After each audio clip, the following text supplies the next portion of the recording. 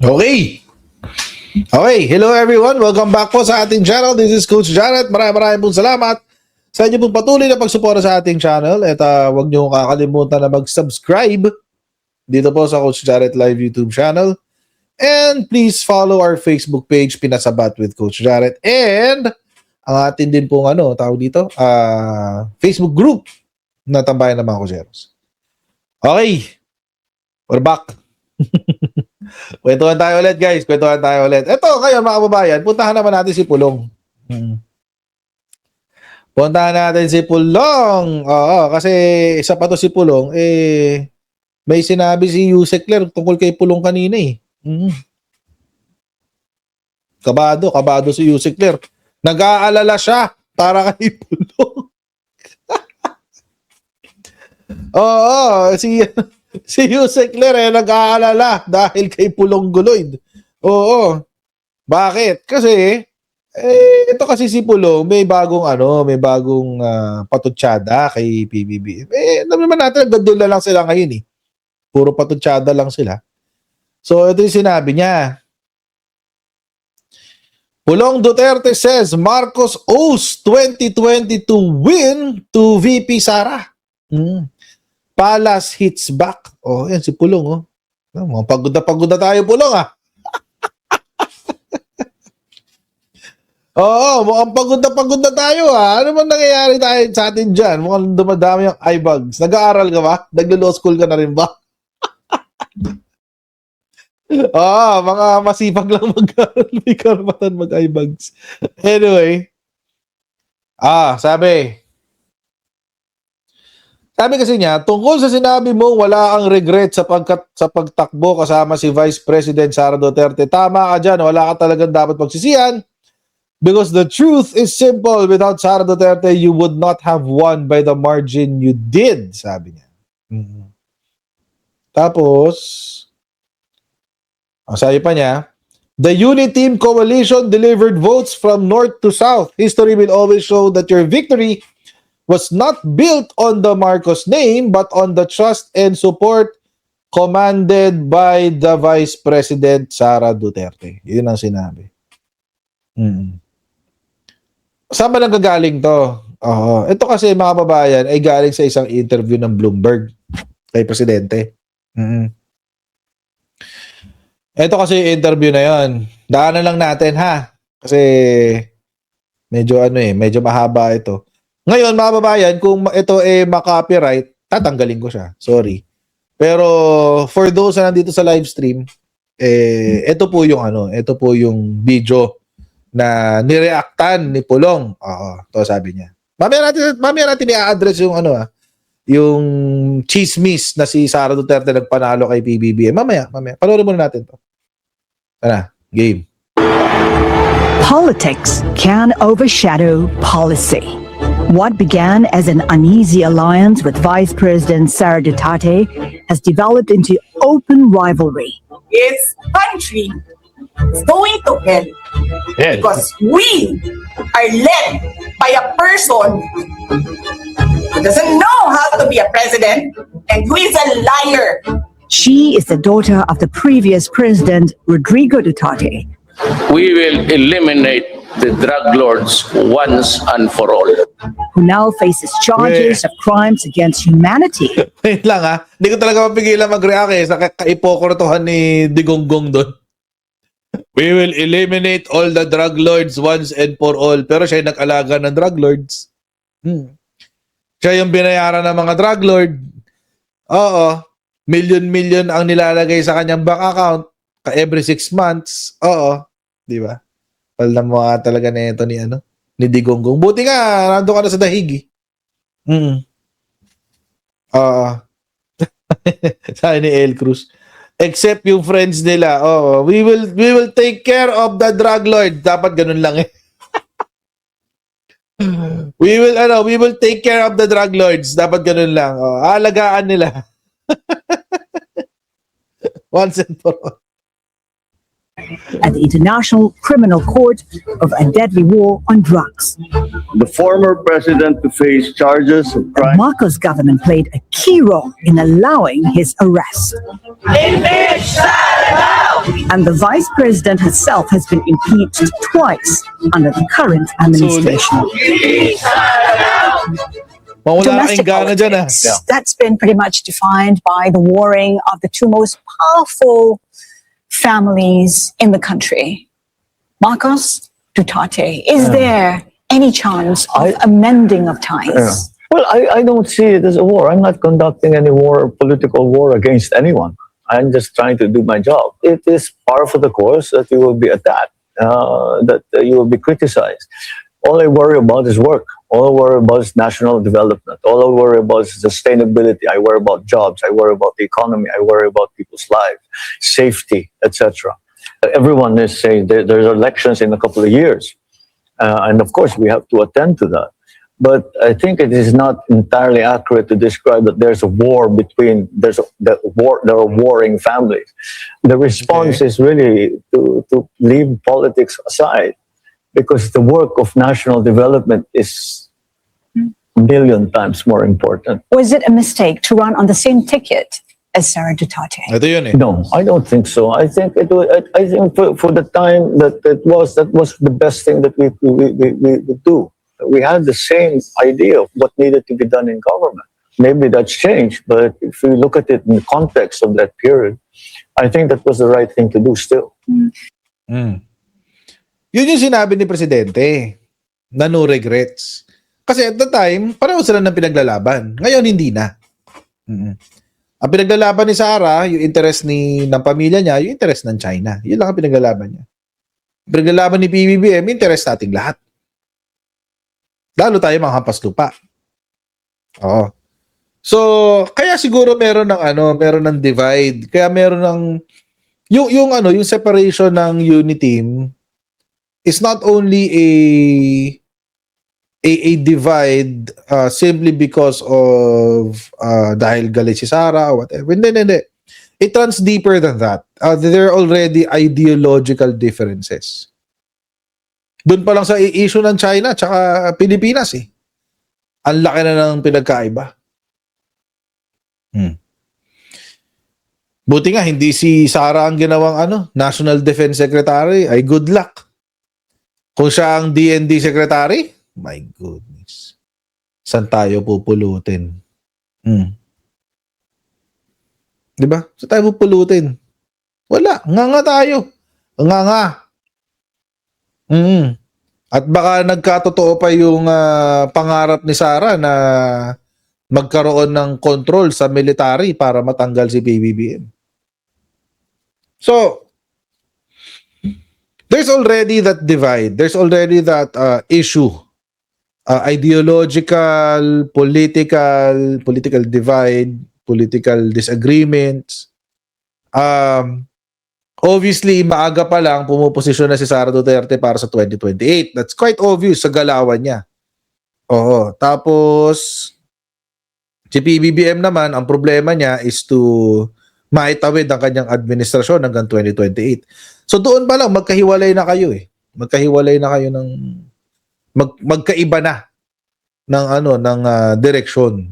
Yung isa, tinatrabaho yung sarili niya. Yung isa naman, tinatrabaho ang Pilipinas. So, doon pa lang magkaiba na. Oo. So, the divide really is not just personal. It's in all facets. Lahat ng anggulo, magkaiba na sila.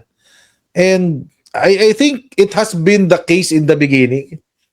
Feeling ko nabudol din ni Sara si PBBM eh. In the same way na nabudol tayo ni Sara, nabudol din niya si PBBM. So, baka pinagtulungan silang dalawa. Baka pinagtulungan si PBBM ni Amy tsaka ni Sara. Syempre at the time, si Amy, pinagkakatiwalaan pa ni PBBM, di ba? Alam naman niya na, syempre, magkapatid. So, kung ano sabihin ng kapatid niya, malamang, he's taking it with a grain of salt, pinapaniwalaan niya. And he thought na kapag pinakinggan niya yung kapatid niya at naipagtandem siya kay Sara, it is really for the best of everything. But, sabi nga, hindsight is 2020. So, ngayon, alam na natin na hindi ganun ang sitwasyon. Tuloy natin. Sara Duterte remains very popular. Yes. If she were to come to power, are you concerned that perhaps some of your policies might be reversed? Yes, very much. Right. That is a great worry for me because we have just started, and these are big things that we are trying to do. We're changing the whole way that we govern. We are trying to reform the bureaucracy. These things don't get done instantly, and it's very, very easy to go off the rails. Right. It is continuity that we aspire for, that we dream of, that we work for, and that Ito yata yung part na kung saan na-offend si, si Pulong eh. continuity has to go on. Otherwise, we go back to doing business the old way. Doon yata na-offend si Pulong nung sinabi na nag-aalala daw ba siya na si Sara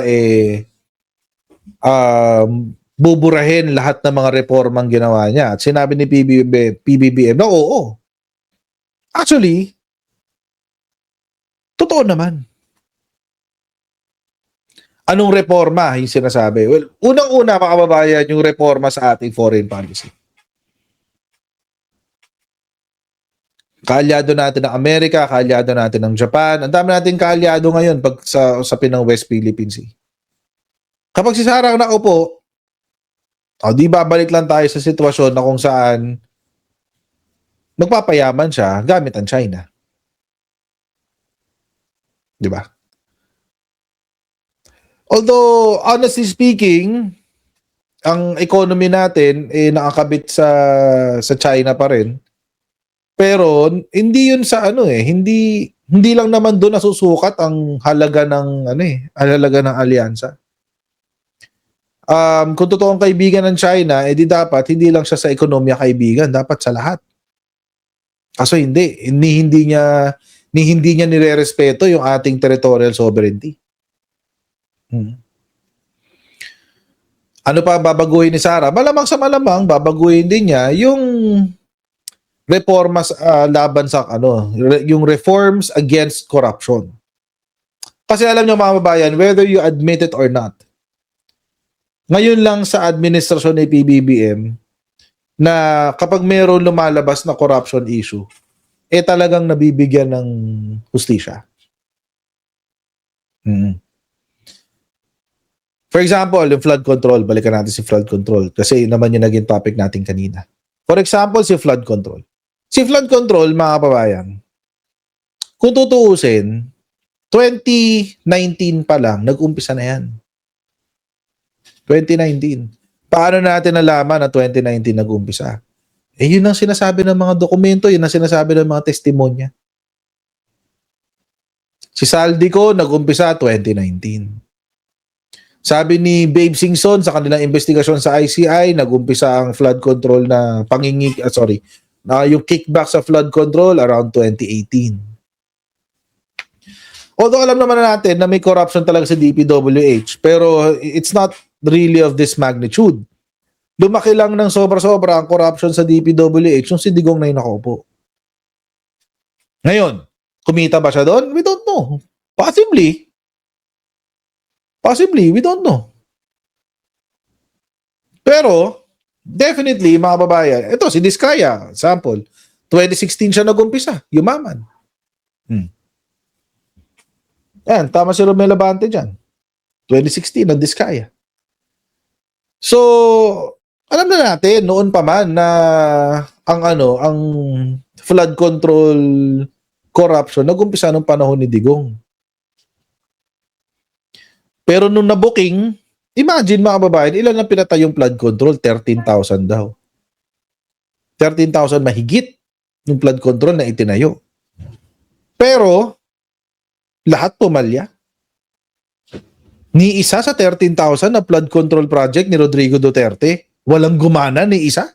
Simula 2016 hanggang 2022, naka 13,000 siya na flood control projects. Ni isa hindi umubra. Lahat palyado. Ibig sabihin mga kababayan, it's either substandard yung construction or ghost projects. Yung panahon na yun, yung 13,000 na yun.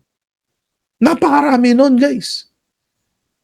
Kaya nga nakakagulat yung magnitude nung kung gaano kalala yung flood control, yung baha last year.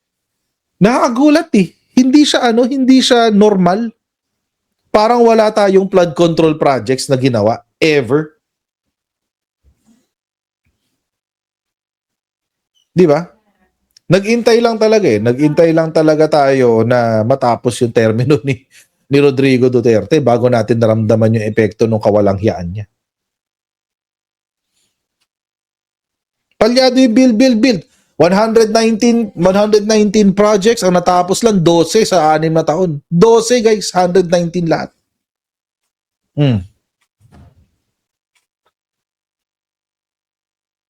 Di ba?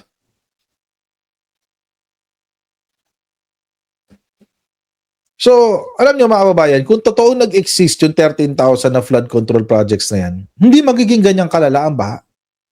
Kasi ang dami, 13,000. O bakit meron pa rin baha? Bakit ang lala ng baha? Bakit hanggang ngayon ang Davao City, binabaha pa rin ang lala ng baha sa Davao City recently? O, kanina, ang lakas ng ulan kanina. Sobrang lakas ng ulan kanina. Meron bang mga lugar na binaha ng malala? Wala kayo nabalitaan, di ba? May baha, may konting baha. Pero yung kasing lala nung last year, wala, di ba?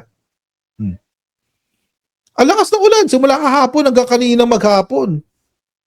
Pero walang malala na baha. Bakit? Nasolusyonan eh.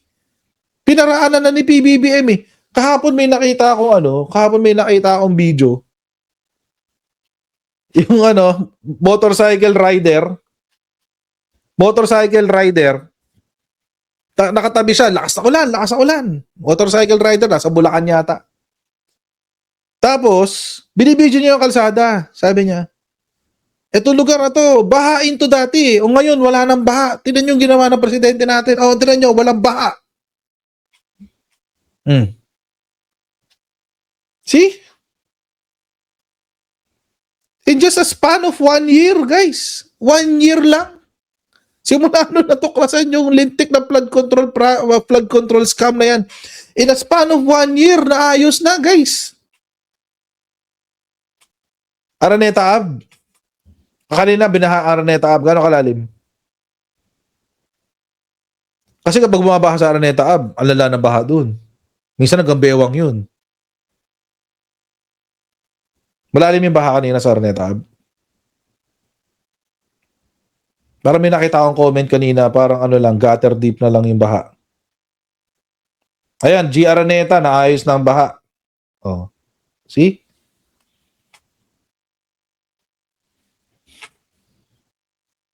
Nag-subside agad. Gutter na lang. O at least gutter na lang. Hindi katulad dati, aabot ng bewang. Minsan di ba, alala ko noon, last year, pupunta kami saan ba to? Sama ko yung assistant ko, pupunta kami ng Radyo Pilipinas. Inabutan kami ng baha. Akala ko, umuulan eh. Umuulan na. Akala ko walang baha. Kasi hindi naman ganun kalakas yung ulan. Pagbaba namin ng sa may ABS-CBN, sa may Timog, ay, lumulutang na yung mga SUV. Sabi ko, hindi pwede. Ikot tayo, ikot. Ikot tayo. Ayun, awa ng Diyos. Alauna ako umalis ng alas 12, alauna ako umalis ng lugar namin. Nakarating ako ng Radyo Pilipinas, alas 5 ng hapon, alas 6. Awa ng Diyos. Ganun kalala. O ngayon, Davao City, bumaha lang nitong nakaraan.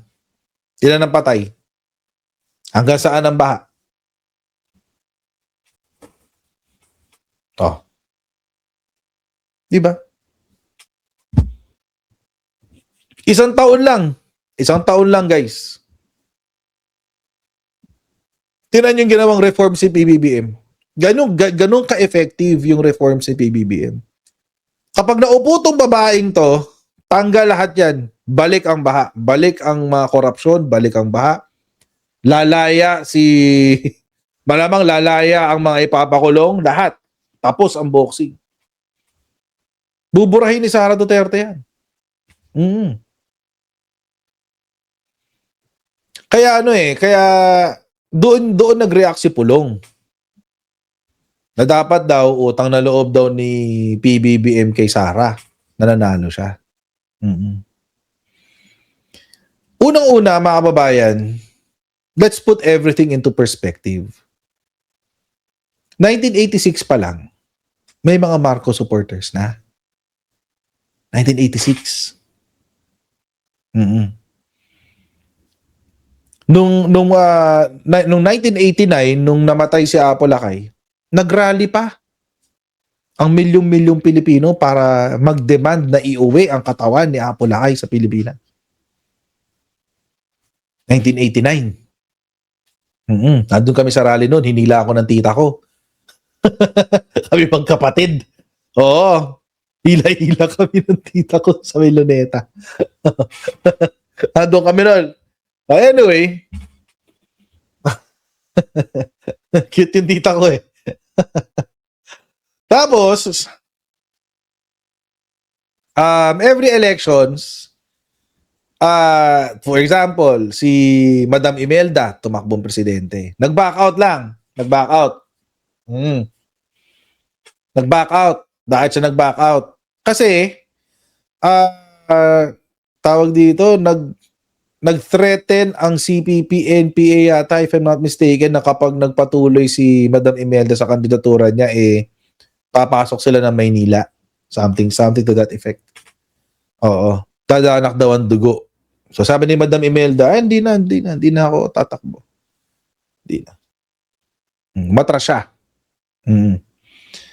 Nag-iyakan ng mga loyalist noon, panahon na yun. Tapos, umuwi si PBBM sometime in the 90s. Umuwi siya.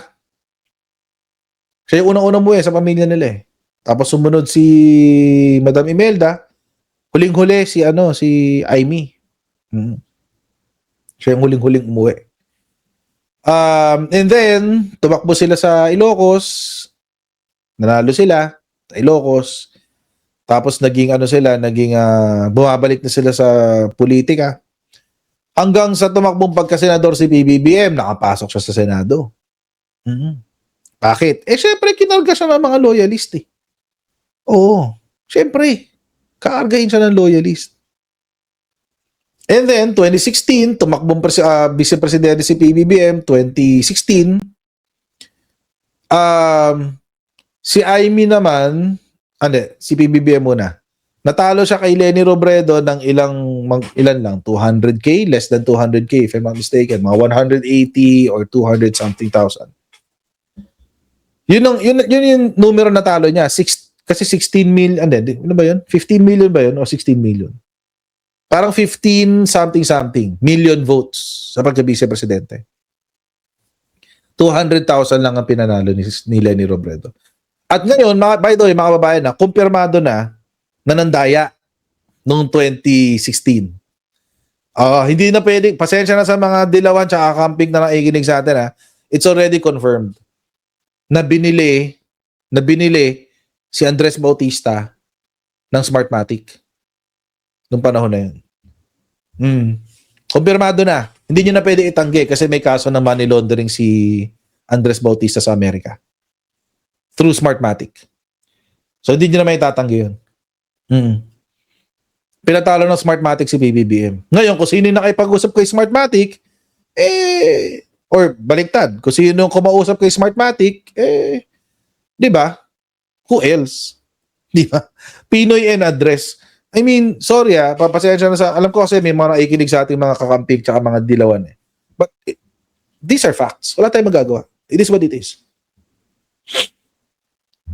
Nasa na kaya siya ngayon? Nahuli siya sa Canada. Nagtatago siya sa Canada, nahuli na siya doon. Tapos in-extradite na siya papuntang Amerika. Si Andres Bautista. Anyway, going back. So ngayon, mga 15 million votes meron si PBBM. 2016 yun 2016. Ilan ang pinanalo ni Digong? 16 million lang siya. Oo. 16 million si Digong. 15 million si PBBM. Sino kumarga kay Digong? Sino ang kumarga kay Digong? Sino ang nagmakaawa? para kargahin ng Marcos si Digong. Mga kababayan, di ba? Kaya binoto ng mga loyalist si Digong kasi nagkaroon before ng chismis or ikinalat nila Digong na kapag nanalo siyang presidente, gagawin niyang vice-presidente si Bongbong Marcos. At magre-resign siya at gagawin niya presidente si Bongbong Marcos. Kaya binoto ng mga loyalist etong si Digong. Di ba? Imagine 16 million si Digong, 15 million si PBBM. Tingin niyo ba may bumoto kay PBBM noon na hindi bumoto kay Digong? Imagine. Walang DDS nung panahon na yun, guys. Oh, ngayon. Fast forward, 2022. Sige. Ilan ang lamang ni Sara kay Bongbong? 800,000 lang. 800,000. 31 million something si PBBM, 32 million something si Sara. Pero ang lamang ni Sara, 800,000 lang bilang vice-presidente. What does that say? Yung bumoto kay PBBM, yun din ang bumoto kay Sara. May dumagdag lang kay Sara na 800K na hindi natin alam ba galing sa Dilaw, di ba? Galing sa Akamping. Kasi meron mga nagtutulak nun ng Rosa, Robredo, Sara. Oo. Si Amy, nanalo siya, 19 million ang boto niya. Tingin nyo ba kinarga siya ng DDS? Hindi. Nobody si Sara noon. Si Sara lang ang nag-endorse sa kanya. Nobody si Sara.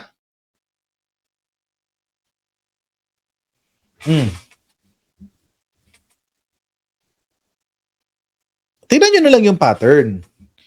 15 million si BBM nung vice-presidente, 16 million si Rodrigo Duterte. 19 million si Amy, pero ang nag-endorso sa kanya, hindi naman si Rodrigo Duterte. Ang nag-endorso sa kanya, si Sara. Sino ba si Sara noon? Nobody lang si Sara noon. Mayor lang siya ng Davao. Hindi ko nga kilala si Sara noong 2019 eh. Oh. Nakilala ko lang naman si Sara 2021. Doon nag-survey na. Okay. May anak pa palang babae si Digong. Ganun. Okay. 2021, nag-umpisa na yung mga survey. Number 1 si Sara palagi. Number 1 si Sara. Okay, sige. Number 1 si Sara. Walang problema. Tapos merong isang survey na noong 2020, sometime in 2021, February of 2021. Hindi ko nakakalimutan to eh. Kasi dito ko unang sinabi yun. Hindi ko alam kung naalala nyo pa, pero nung panahon ng 2021, sometime in February of 2021, nag-live ako. Tapos, ang pinag-uusapan is si Sara Duterte for 2022 elections. Tapos, number 1 si Sara, number 2 si BBM sa surveys. Okay. Sabi ko, walang problema kung tatakbo si Sara at the time kasi sumusuporta pa kay Digong. Walang problema kung tatakbo si Sara. Okay lang naman. Pwede sila mag-vice president. Si BBM, vice president. Tandem silang dalawa. Why not? Pero nung panahon na yon sinabi ko na, pero kung akong pipili, kung akong tatanungin, parang mas gusto kong presidente si PBBM. Kasi mas seasoned politician siya. Mas magaling siyang politiko. Mas matagal na siya nasa politika kaysa kay Sara. Si Sara bagito. Mayor lang ang pinakamataas niya. Si PBBM, nagsenador na yan. Kayang-kaya na niya yan. Doon ko yung unang sinabi. Malay ko ba, magdidilang anghel ako. A few months later, October 2021, November 2021, tatakbo presidente si PBBM. Tapos by December 2021, si Sara Duterte ng katandem niya, vice president. Malay ko ba, magdilang anghel ako. Pero mga kababayan, kung babalikan natin ang history at babalikan natin ang tradisyon, kung babalikan natin ang history, more or less, si PBBM, makakaasa ka na meron siyang mga 19 to 20 million na most probably mga loyalist. 16 to 20 million mga loyalist ang boboto sa kanya. So, matik agad yun, sureball yun. Bakit dumami ang boto kay PBBM? Most probably because may mga independent na bumoto rin kay PBBM. So mga around 10 million, 11 million na independent. Si Sara, kaya siya lumamang kasi may mga tao na gusto ng Isko Sara, Robredo Sara, Lacson Sara, di ba? May Laksa. Ganon. May mga ganon before eh. Kaya siguro lumampas ng 31 million si Sara Duterte. But definitely, mga kababayan, noong 2021, 2022, wala numero si Sara. She has no numbers. Even today, ilan lang yung pumirmang DDS para palayasin si Digong, para palayain si Digong sa dahig? 300,000? Bakit hanggang ngayon hindi kayo makapag-mount ng people power? Bakit para magkaroon kayo ng numero, magkaroon kayo ng warm body sa mga rally, kailangan yung gamitin ng INC? Kasi wala talagang numero ang mga DDS. Walang numero ang mga DDS. Kasabihin nila, hindi, malakas sa survey. Malakas sa survey si Sara Duterte, lagi number 1, blah, blah, blah. Oh, sige, out of 1,200.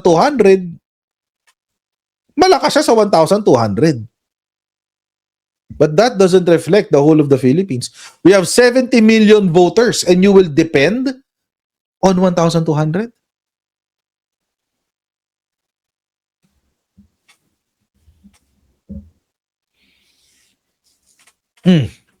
Make it make sense. Of course, there's the statistical study na, syempre, statistics yan. But we all know, mga kababayan, yung statistics ng survey is not 100% accurate. As proven to us by the 2025 senatorial elections. Di ba? Yung mga wala, for example, Kiko Pangilinan, wala sa top 12. Oh, biglang nakapasok. Bam Aquino, wala sa top 12, nasa 18, 19, 20, biglang nakapasok. Oh. Si Bongo lang ang consistent na nasa loob eh. Bato de la Rosa, wala sa top 20, nakapasok. Diba?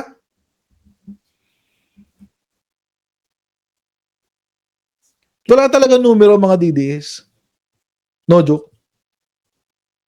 Kaya ang kapal ang mukha na sabihin ni Pulong na utang na loob. Utang na loob kay Sara Duterte yung panalo. Wala yung numero.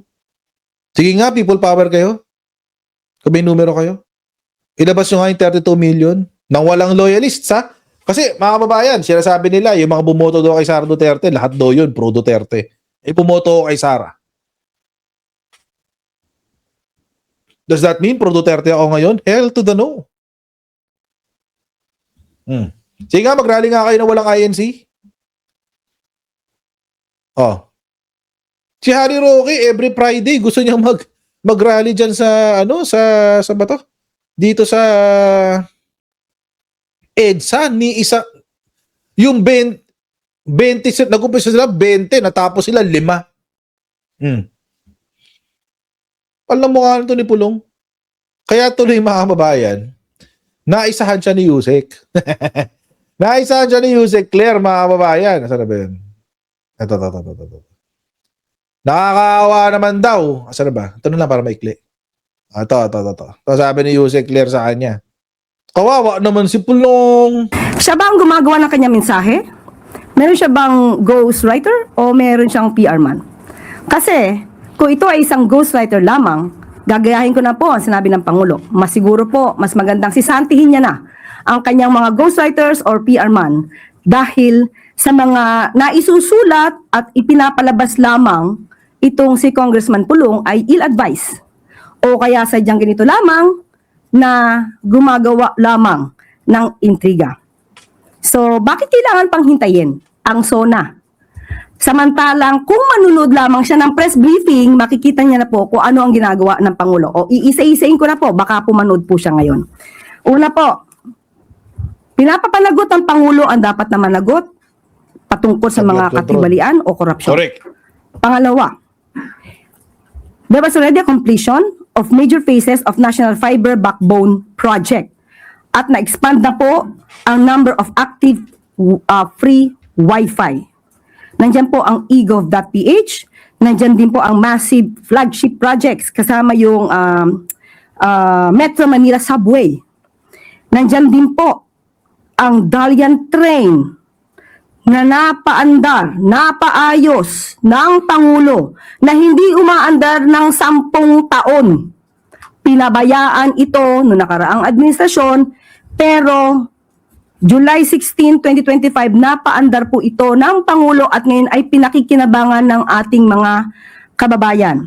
Nandyan din po ang zero balance billing para sa ating mga kababayan sa basic accommodation sa DOH hospitals, at ito ay nais pa pang palawigin sa ibang mga hospital sa LGUs.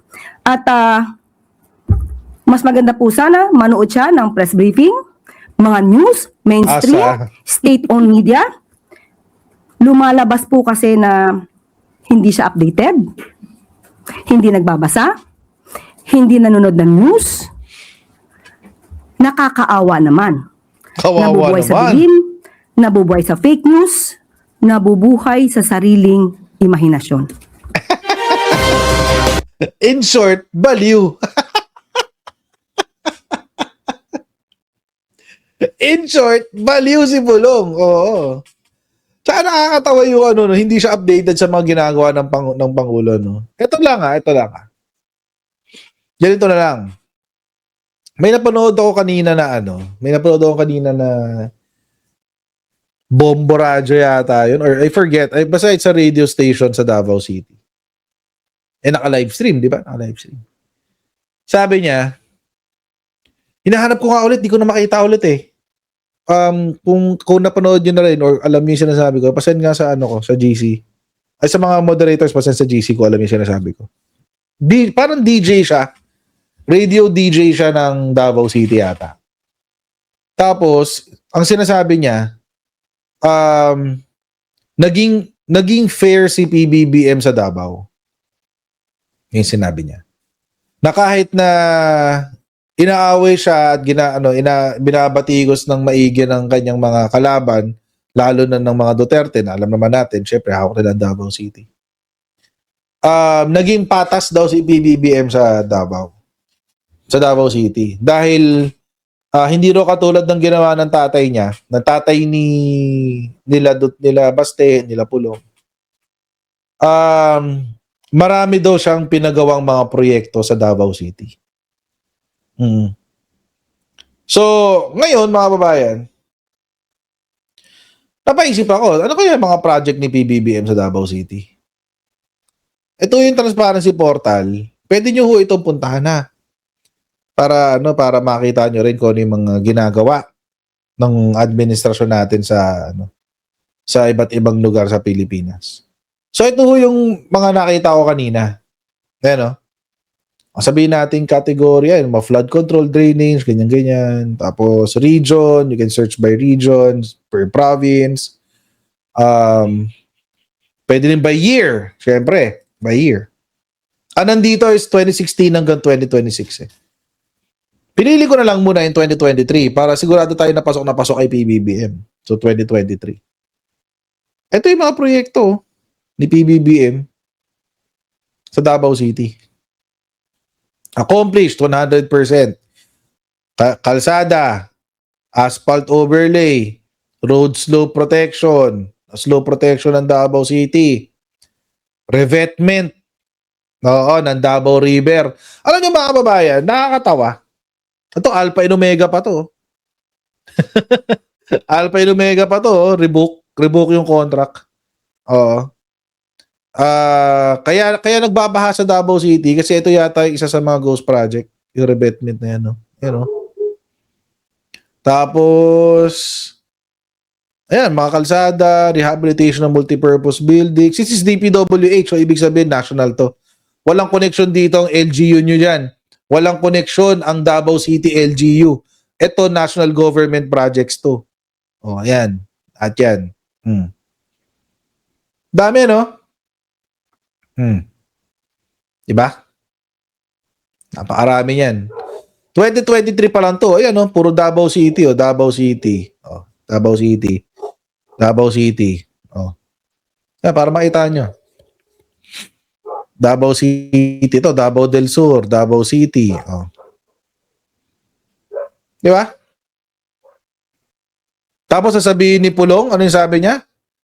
Kailangan do isa-isahin yung mga accomplishments sa SONA, sabi ni Pulong. Ikaw nga, di mo alam to eh.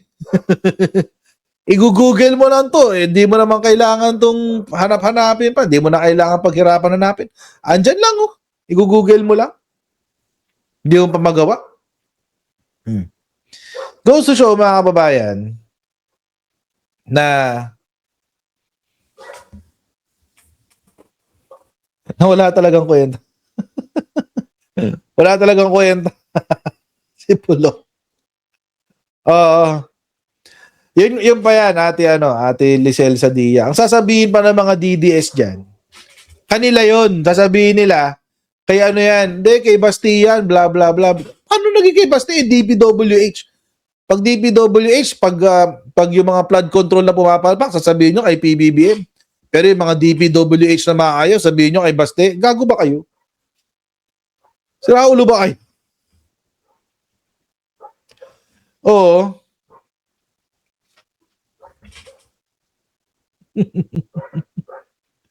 Sira ulo ba kayo? DPWH yan. Wala naman connection sa LGU yan eh. Pero mga kababayan, alam natin na ang mga congressman ay may koneksyon sa DPWH. At alam din natin na si Pulong Duterte ay nakatanggap ng 51 billion pesos na halaga ng proyekto na nakapangalan sa kanya sa DPWH. Yun ang alam natin. Sure na tayo dyan. So, ano nangyari? Pulong sa 51 billion. Kung ang national government may proyekto na lehitimo, asan yun sa'yo? Asan yun sa'yo, Pulong? 51 billion pa naman yan. Hindi natin alam kung saan mo dinala. Ganun lang naman kasimple ang usapan dyan. Ano natin i-complicate, guys? Ganun lang kasimple ang kwentuhan dyan. Oo. Di ba? Singapore. Tani ultra dito. Singapore. Kasi tinan nyo yung baha. Tinan nyo yung baha, guys. Ang lala nung baha. Ang lala nung baha na yun. Itong bago lang, partida, lumipas ng isang taon, wala pa rin ginagawa. Asan yung LGU nyo? Asan si LGU nyo? Nasa 7-Eleven ni 51 billion. Mukha naman. Yumaman yung anak niya. Di ba? Kapal na mga mukha ng mga Duterte na to. Sobra. Ibang level ang kakapal na mga mukha nila. Parang ito, si Sara Duterte, isa pa to, makapal din ang mukha.